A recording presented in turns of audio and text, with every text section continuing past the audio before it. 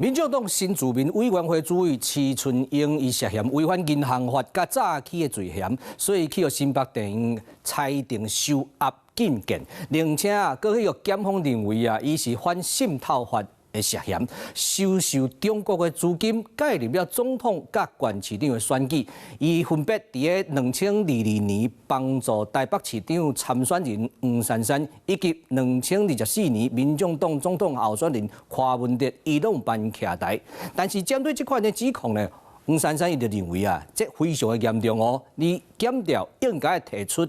具体的证据出来。副总统点名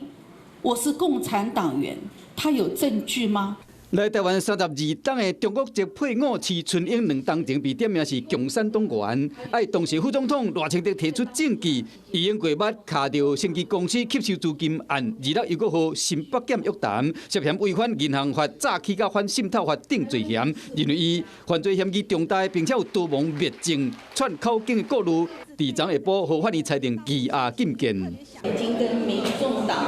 婉谢了有可能提名不分区立委的这一个邀请。2023年捌风声讲，施春英将被国民党纳入不分区立委的名单，不过中配身份甲相关言论的证据最后无成。近年来是以民众党新住民委员会主委的身份伫两岸活动，针对这点，民众党回应讲，以无做推定原则，伫相关的事情调查清楚进前，国民的权益甲人身的自由拢应该得到保障。目前唔知影施春英涉案的理由，呼吁检调无枉无枪。来欢迎施春英，欢迎施春英。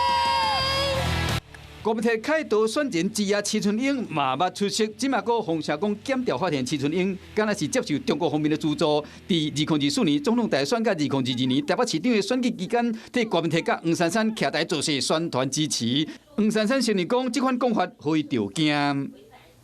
这是一个非常严厉的指控，说他接受指示、受人资助，这需要拿出具体的证据。我想，在任何人没有被定罪之前，都是无罪推定。施春英的身份真敏感，牵动两岸关系，相关的金流敢有去牵涉到政党的活动，检调继续的追查。